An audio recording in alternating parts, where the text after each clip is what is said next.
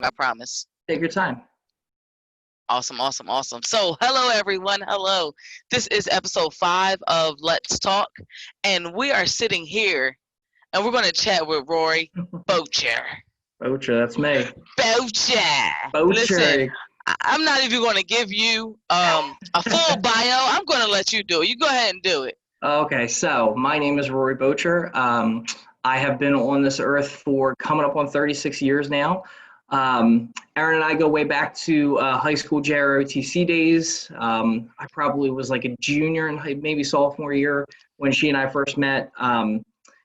So she and I go way back. I am born and raised in South Jersey. I went to school outside of Philadelphia, and I currently am a public school teacher. My wife is a public school teacher as well, and we have 2 awesome children. My daughter, Savannah, is 5. My son, Benjamin, is about a year and a half at this point, and they are the reason I have bags under my eyes, and, you know, I'm starting to find gray hairs and all that good stuff. So, no, but really they are they're amazing kids, and I'm blessed to be their dad. So that's me in a nutshell. Awesome. Cool. So jumping right in, right? This is Jumping right about in. daddy duty. This is about daddy I want to duty. know, at daddy duty, right? So was there ever a moment that you were like, yeah, I definitely want to have children? So for me, I'm the oldest of 7 kids.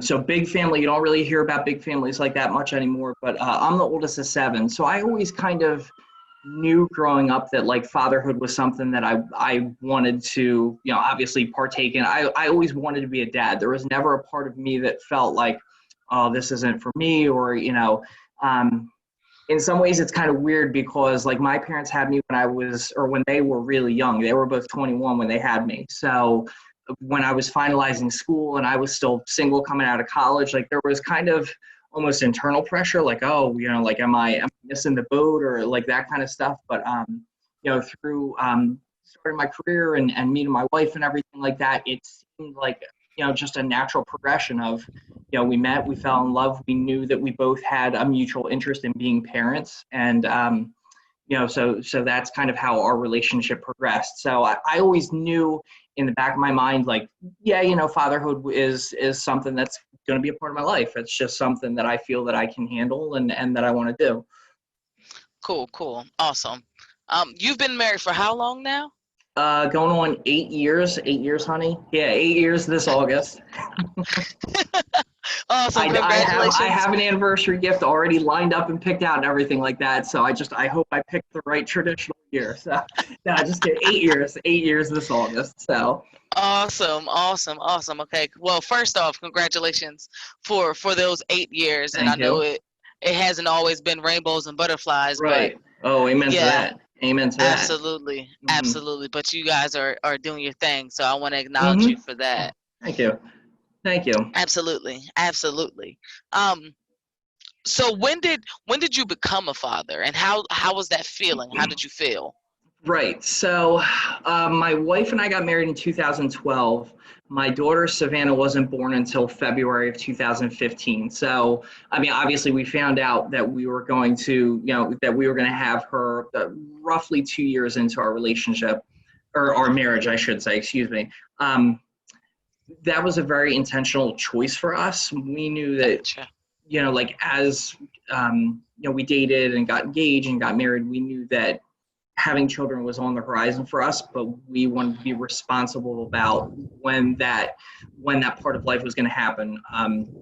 Right. We got married in August of 2012.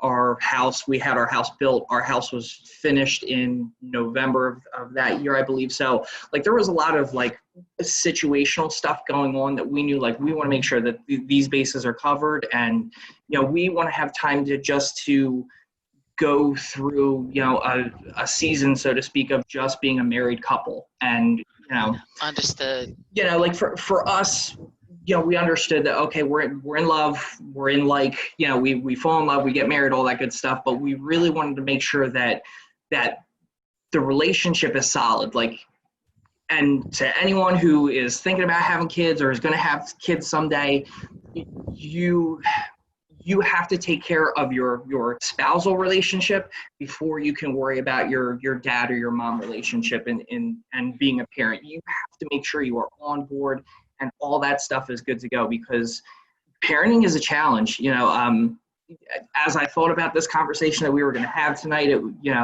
and kind of thinking about like the ups and everything of being a parent. I get home from work today and the kids had a rough day and my wife needed to step out and take care of some stuff for herself. So I've got both kids and they don't want to cooperate. And, like as much as people tell you like, oh, being a dad's great, like there's tough times too, when you just kind of like bite your tongue and you really have to exercise a level of patience. And Gotcha. kind of backtrack into making sure that the relationship is solid, is because when those frustrations and those things arise, like my wife and I are on a good wavelength where she can see in me like I'm struggling, I've had a long day, whatever. She can step up and take both kids on for a little bit. I know that I'm at work all week, especially during the summer. I'm at work all week. She's home with the kids. I try to give her the weekends to sleep in and get some rest and do that kind of stuff too. So, that's a key, because if that relationship isn't solid, it's just going to create, the stress of parenting. It adds a whole nother, stress. It really does. It adds a new level of stress and pressure to things that, having a solid spousal relationship just really makes things so much easier. So it's really good to have that balance and that mutual understanding between you and your wife. Right. Like, hey, exactly.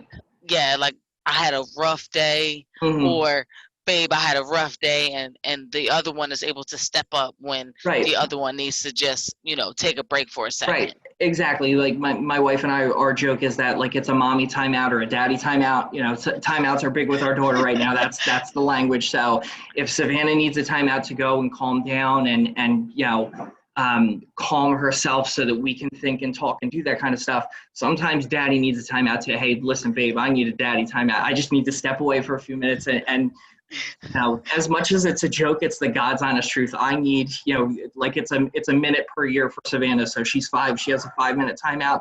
I need 35 minutes alone to just, go. And I need 35 minutes to get myself together and everything like that. So, I mean, there's times where it's like, hey, listen, I'm tired, I'm this, I'm that, but I have to suck it up. And, I'm a parent, and for better or worse, I just have to tough this through. And then there's other times, like we were saying, I tag in, she tags out, and we cover for each other. So Gotcha. Yeah. It's good. That's good. Yeah. What was it like growing up for Rory? Like how was it at home for you? And what lessons did your father teach you that you are bringing into fatherhood for yourself and your children? So my growing up was interesting. Like I mentioned, I'm the oldest of 7 kids. There's a lot of responsibility that comes with that. When I was 14, my mom was in a very serious car accident. Somebody blew through a red light and sideswiped her and blew out discs in her neck. And so she eventually had corrective surgery, but like there were times in the immediate aftermath of the accident where like if she was doing laundry, she could turn her head a certain way and just cut the circulation and the basically the nerve signals, and she would collapse. And so there would be times where, as the oldest, I have to pick up mom and get her to her bed and deal with dinner or lunch and that kind of stuff. So carrying the load at home was a serious part of my life early. I mean, I'm sure there's other people who have experiences of having to raise other siblings, much younger than that. But for me, 14 was a big step up for me in terms of helping with the other kids. I'm a very strong-willed person, truth be told. So is my father. And so when I became a teenager, there was a lot of button heads between the two of us. Yeah. And he runs his own company. And so I actually started working for him probably, after 8th grade. So about 13, 14 in that range. I started working for him over the summers. And that, growing up, he always kind of said, like, you have to work hard. You have to, if you want something, work and go get it. Like, those were always things that he talked about. But then seeing what hard work was like and working hard with him added a really special kind of depth to our relationship. So, I mean, I can't say that he and I have the perfect relationship, we're father and son. He's running a business and doing his thing, and I'm raising my family, and he's got 6 other kids that, he's got to split his time along with employees and all that kind of stuff too. So, but those lessons about, like the value of working hard, the value of, for him, it was learning a trade. For me, it was going to school to learn a craft, to be able to provide for my family. Like, those kind of things are messages and lessons that I learned from him that I hope to pass, to my daughter and my son. The value of working hard, the value of trying to provide for your family and all that stuff. So, seeing how he treated my mother was very important, especially. Like he always was loving and respectful, and he would bring her flowers and treats and things like that. So Yeah. he set a good example about how you treat a spouse, how and it's not one of those things where it's like, son, today we're going to talk about blah blah blah. Like, he just he lived his life, and he just exuded that love for my mother. And it was one of those things that, like, I watch and I learn, and I see where things went well for him. I see where things, may not have went well for him.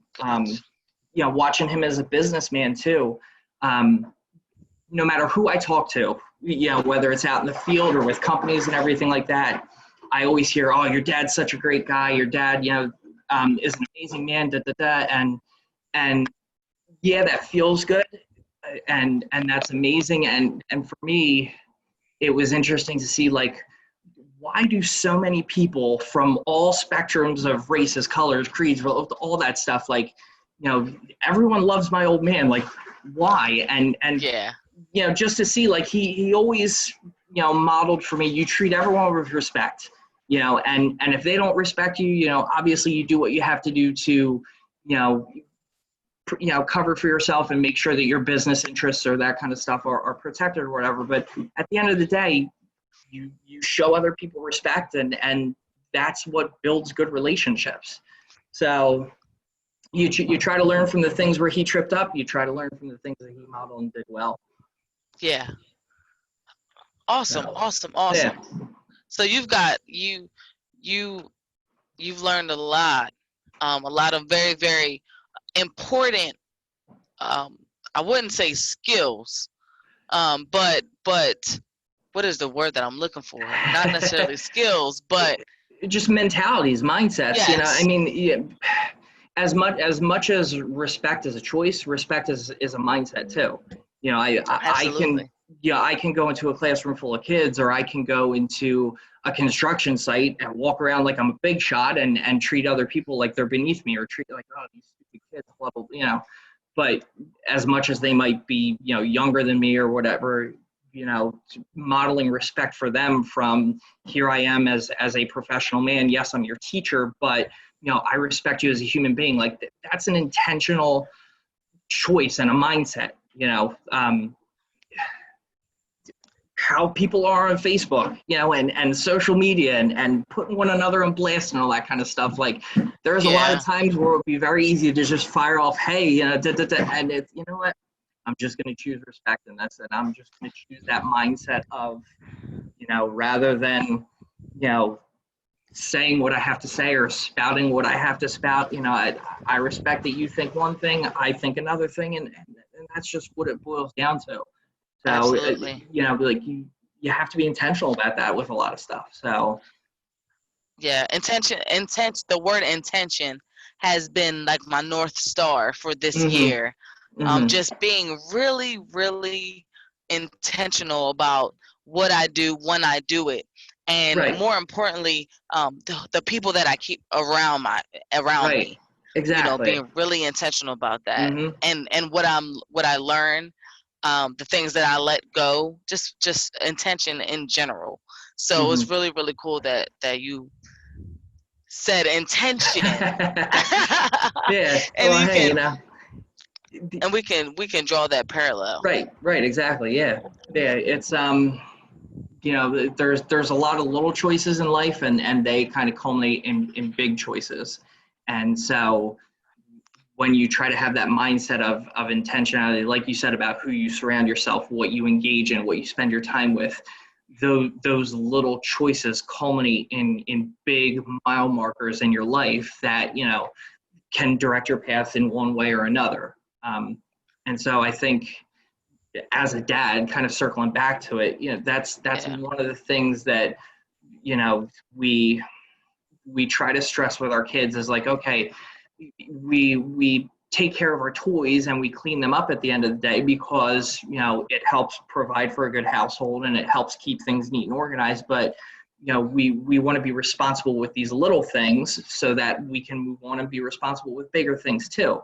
You know, and those are, you know, skills in a sense, but mindsets as well, that, you know, if my daughter can learn at 5 years old to take care of her Barbies, hopefully when she's 18 and it's the keys to a car, you know, you know, like that groundwork has already been laid. Hey, just like those Barbies that you clean up at the end of the day, you know, you wash your car every so often, or you know, like those kind of things. So Absolutely. yeah. Make sure you go get that oil changed. Yeah, exactly. Daddy's going to show you how to do it, you know, so that if you live the lifestyle where you know, my biggest hope for my children is that, you know, obviously that they follow their heart, but they pursue something where, you know, they can make the kind of money that they can have other people do the work that they don't want to. Like that's my, I you know, know. that's my hope for them. Like, you know, I want you to be so successful that you can pay other people to do the stuff that you don't feel like doing. So, you know, but at the same time, you know, I That is want to my give you hope this. for myself.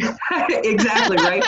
Maybe someday I'll get there, that I can do, you know, like I can pay someone else to do things that I don't want to. So Yeah. not yet, maybe in like 30, 40 years or something like that. But, you know, Yeah. no. So, um, yeah, it's funny, like thinking about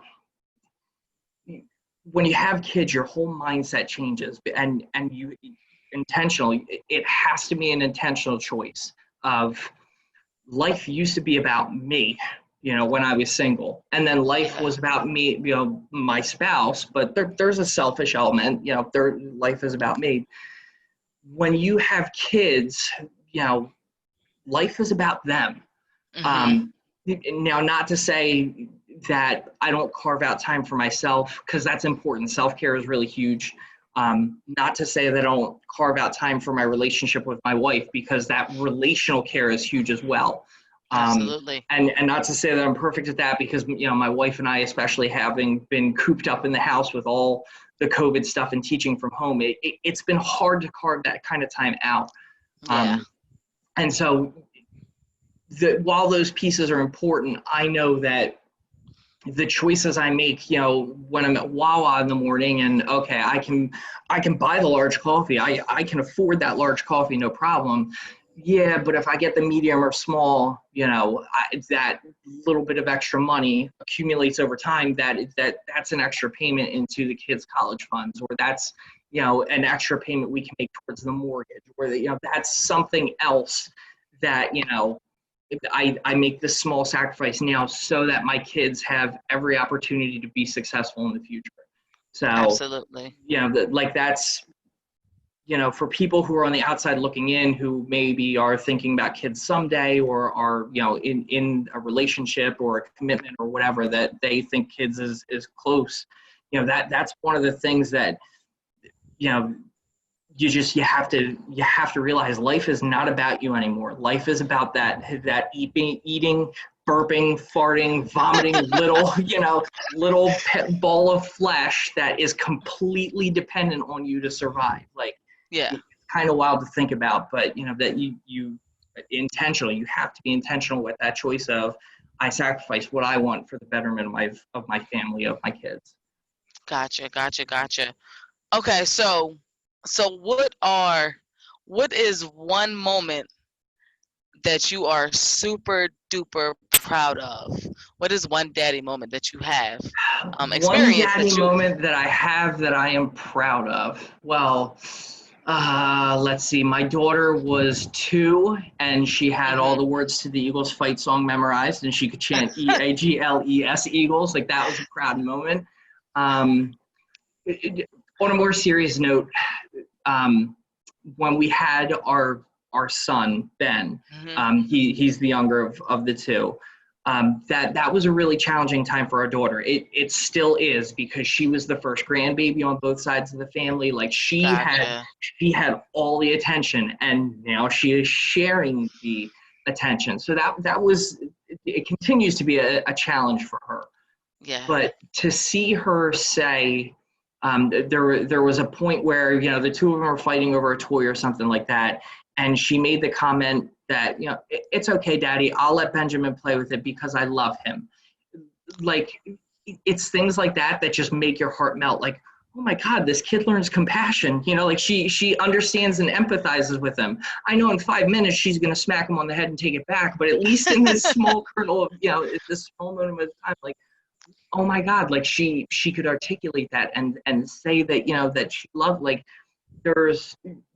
there's just such a sense of, like, wonder, and like, oh, like, you kind of well up a little bit inside, like, oh, like, Yeah. it's incredible to watch the things that they learn, and become interested in. It really is just wild in, like, a really positive way. So Yeah. yeah, proud daddy moment there. She loved her little brother. So um, go ahead. I'm sorry. No, you're fine. Go ahead. Oh, okay. No, like, on a more fun note, we play a lot of board games in the house.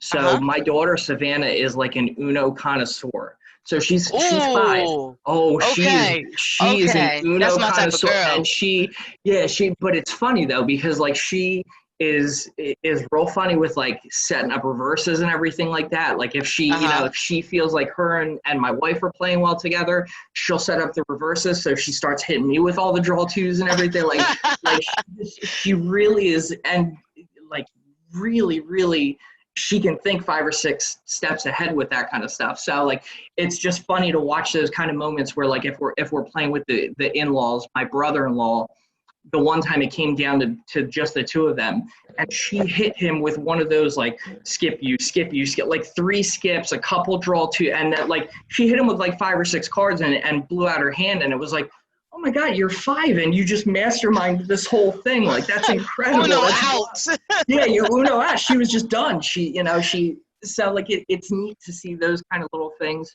Um, with Ben, with him being a year and a half, it's funny to see he's got, like, this mischievous streak in him. So it's funny to see him try to get into mischief and see what he can get away with. And he's gotten really big into climbing lately. So, to see what heights he can literally scale in the house has been, it makes your heart skip a couple beats. But that's a big part of parenthood, is just knowing when is the right time to get up off the couch. Because, so much of parenthood is like, I'm just too tired to get up to deal with it. Oh wait, no, I need to get up and deal with this one. Yeah. But it's funny to watch them become people, and to see their personalities blossom, and everything like that too. So as That's much as they're awesome. frustrating, there's little proud moments throughout the day, and then there's those big proud moments when, my daughter's sounding out, the books that she's reading, and when my Yeah. son is clicking Legos together for the first time and stuff like that. So it makes it worth it. It makes the hard times worth it for sure. Gotcha. Gotcha. Awesome. Yeah. Awesome. Okay.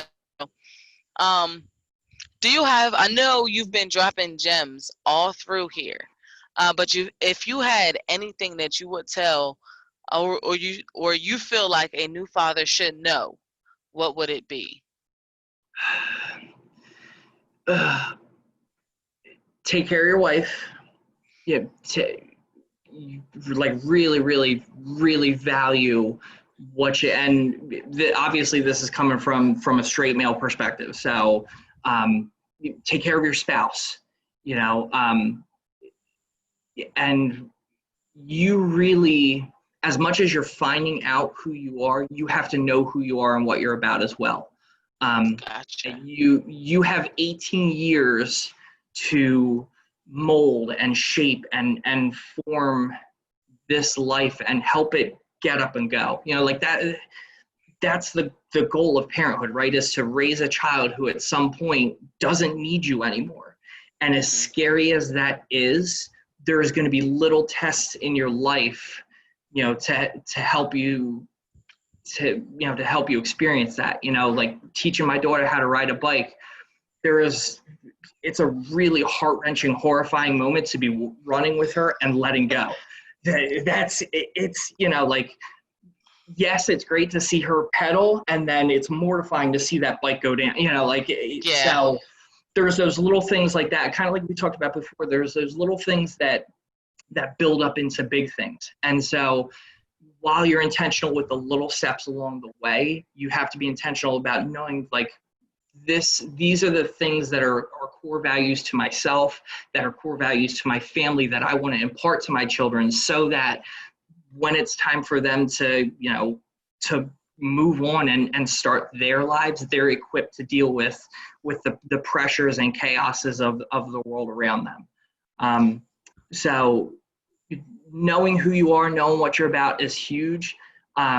Being able to forgive yourself is huge. And being teachable too.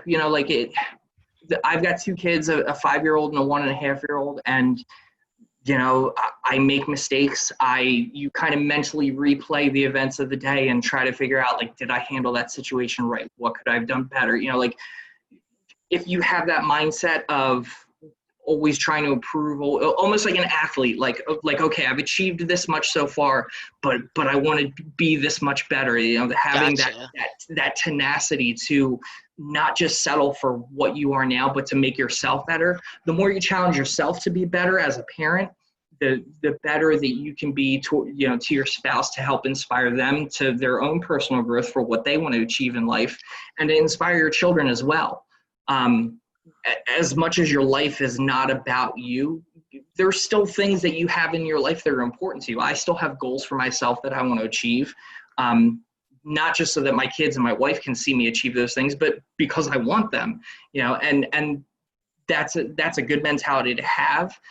It's just, you have to tweak it in that it's not just about me, it's about succeeding so that they see that success, and I model success so that they can be successful on their own.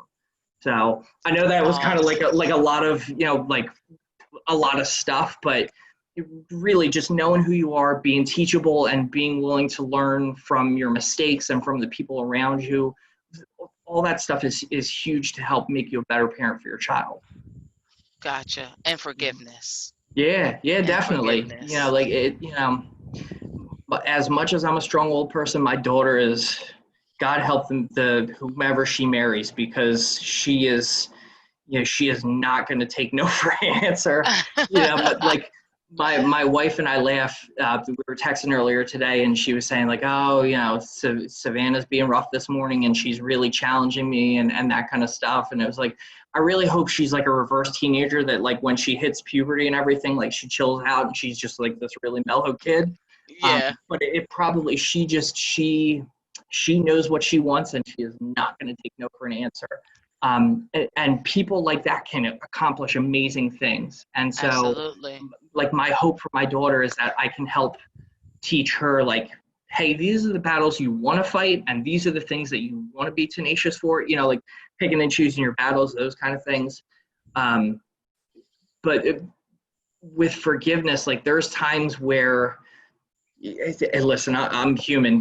She wants one thing, daddy said no, and I drew that line in the sand, and she's pressing that, and it just, you can feel that kind of the tension between the two of you, and there's times where I get it right and I can diffuse the situation. There's times where I mess up and it leads to a bigger issue than it has to be, and you have to be able to let that go, and you have to be able to tell yourself, oh, okay, here's where I went wrong, here's where I escalated, where I could have those kind of things.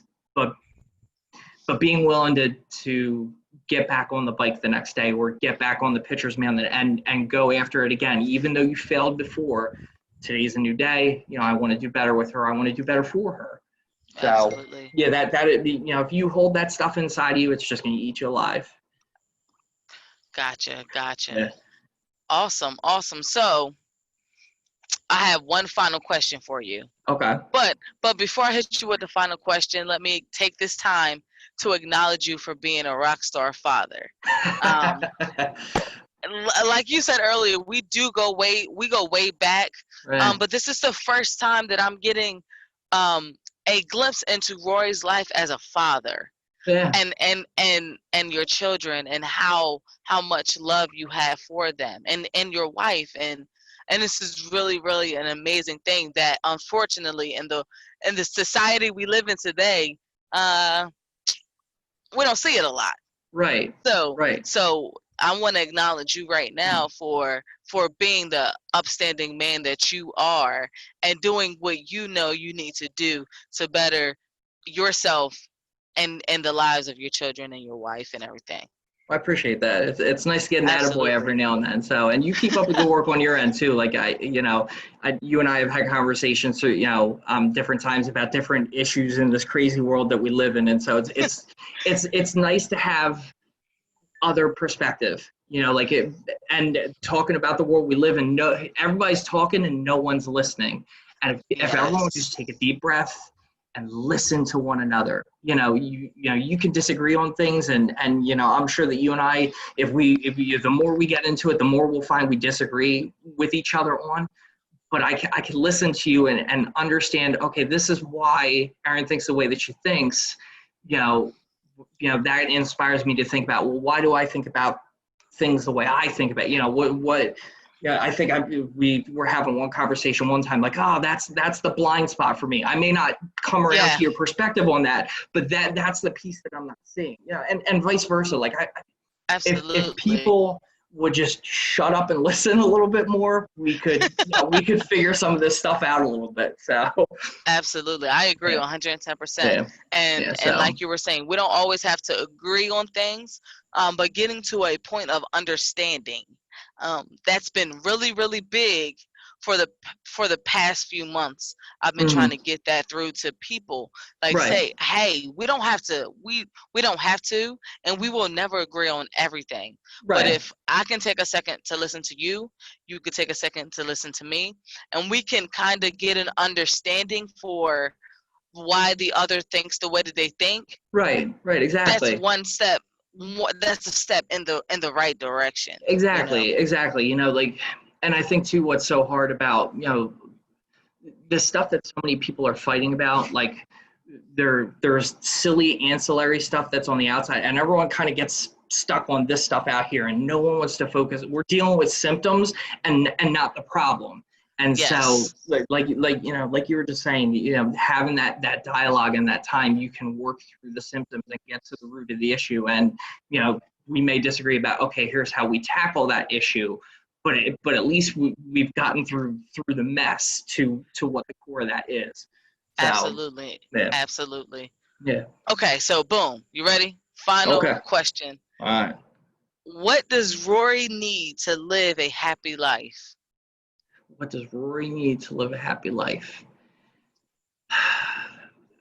I have a happy life, like, and I'm not just saying that. And the things that make my life happy are, I have a good woman who loves me. I I have children who inspire me to be a better man. I have a career where, like, I enjoy what I do, and I recognize, like, it's not just that I enjoy what I do, but I know what I'm building for the future there. Um, so I really am blessed with lots of things that give me a happy life. And as long as I can stay focused on the love in my home and that fulfillment as a professional, the times where you start to feel uneasy and ungrateful and dissatisfied, you can get through that dissatisfaction and get through worrying about, oh, well, this family has this, or these people have that, or these people live Mm-hmm. like that, like, okay, that's well and good for them. Hey, congratulations, great. At the end of the day, I'm surrounded by people that I love, and I do everything that I can to love them with everything that I have, so that when I'm gone, you know, they have good memories, they have a foundation of love that they can continue their life on. So that's it. Foundation of love. Right. It's a foundation of love. Like, I know there's part of me that in my like mental dialogue right now is like, that's the corniest BS that you've ever spouted ever. Blah, blah, But it's true. But it's true. It's true. Absolutely. You know, like, and it's when I say love, it's, yes, there's mushy. There are times where like I'm mushy and gushy about my wife. And there are times where, because we disagree or for whatever reason, she is driving me up a wall. And rather than mouthing off and unloading in anger, you know, like the loving choice is to bite my tongue or to calm down before I, you know, like that's what love is. I mean, I know you have a committed relationship and everything like that. And you know, as well as anyone else who is committed to another person, there are times when love is gushy, and there are times when love is, I'm going to walk away from you right now because you know, I am making that choice to de-escalate right now, because if I just explode on you, it's going to cause more harm than good. So the foundation of love is that mushy love. There's romance. There's so many, like, it kind of, okay, so here's the teacher nerd in me coming out. In English, no, seriously, like in English, we have one word, love, that like, I can love pizza, I can love Dr. Pepper, I can love my wife, I can love my kids. You look at these, like Greek, especially, I have a foundation in Greek and Latin. Greek, they have like 4 words to cover love. You know, okay, South Jersey affiliate, you've got Philo, which is a form of love. Adelphos, which is your like Philadelphia, brotherly love. That's one form of love. Yes, I love my brothers. I love them differently than I love my wife. And sometimes I love her, you know, in that special time where we had the fun of making the kids. And then there's that other time of love of, you know, like, we kind of cheat ourselves in English with having just one word for love. And so that foundation of love is kind of all those things kind of put together. So that's what Rory needs. I need a little romance, a little this, a little that, and I'm good to go. So and a nice foundation of love. I love exactly, that. a foundation of love. You got it. That's awesome. Awesome. Well, Rory, thank you for agreeing to hop on here and spending some time with us and getting a little personal, getting a little intimate with your life and daddy duty. So I do appreciate it. Anytime, I do appreciate it. Yeah, anytime. I appreciate you giving me the forum. I appreciate what you're trying to do to like we said, getting people to talk to one another, but also to listen to one another. That's really valuable. Absolutely. So you keep up the good work. Thank you so much. I'm gonna try every single day. Yeah. So, awesome. Well, I know this is more like on with stuff in Virginia and everything, but like, what do you guys need for the school drive and everything down there? Are you still? I'd seen some stuff on Facebook, but did you get all that figured out, or? So what I'm gonna end up doing is I'm gonna do like a drive-by. So I'm gonna have book bags. I gotta go and get book bags, and notebooks and stuff like that. Most of it is going to be like remote learning. Right. There's going to be like, I think maybe two days in school and then 3 days home. Mm-hmm. Is what I believe they're leaning toward. Okay. So crayons and you know, color pencils and all that good stuff. I just got a small donation when I went to Lynchburg to drop our dog off, because we're on vacation in Hilton Head right now. Okay. So okay, nice. So we're gonna go, and I'm gonna go and grab some more things. But you know, book bags, notebooks, pencil. Actually, I don't need pencils or folders. I have. This would be my 3rd one, and I have so many pencils and folders from last year and notebooks that just that I'm just going to roll over into this year. Nice. But book bags, crayons, crayon boxes, stuff like that. Yeah. Stuff to keep people. The biggest thing, if people are still listening at this point, the biggest thing from the teacher and parent perspective, help your kids have a schedule. Don't let them just show up and walk up to that computer whenever. Don't building that schedule and that consistency. I'm giving away the teacher secrets. Teacher 101 is build a consistent routine, and that helps kids when they know what to expect. They can let their guard down and open their mind up to learning new things. So at home, having that dedicated time of, okay, you get up, you do, building that routine into the day, that will be immensely helpful for your kids. And if you need help with science or social studies, you reach out to me. Those are my babies. Gotcha. I will gladly help. No, seriously, I will gladly help any kid that needs help with anything. So if it comes up on your end that people need help with getting through material, curriculum, that kind of stuff, reach out to me. I don't mind helping out with that kind of stuff at all. So I absolutely will. Thank you so much for that. Yeah, anytime. So awesome. Well, Rory, I'm going to let you go. All right. I'm And I gonna go hope to you bed. have. Listen, I'm actually we're on vacation, but I'm not too far behind you because I've had a long day. Long day. Yep. So Yep. I'm ready to wind down as well. Mm-hmm. Yeah, So in our youth, 9:15 at night. Yeah, the night's just getting started. No, it's now it's like, oh, it's 9:30. Can I go to bed? Will I wake up at like 5 or will people judge me? Will people judge me? Absolutely. Yeah, seriously. Like, does it look really bad if I'm in bed at 9:30? And then you start that mental thing of like, well, I can get in bed at 9:30 and just watch like an hour I'll of watch a mindless little TV. Yeah, watch a little TV, and then I fall asleep at like 10:30, and I'm good. And I can still maintain like my status quo of coolness. So. Absolutely. Yeah. All right. Well, you have a wonderful night, and Thank you, and you too. Absolutely have a great what's today, Wednesday? Yeah, it's have a Wednesday. great rest of Yeah, See? rest of the Wednesday. Have a great rest of your week. Yeah. We'll do. Looking forward to it. You as well. Enjoy the vacation. Absolutely. Take some time for that self-care. Yeah. Oh yeah. Been doing that. Definitely. Yeah. Been doing that. It's been a great time. Nice. Nice. Good to hear You it. have a good night. Thanks, Erin. You too. Take care. All right. Bye-bye. Yep.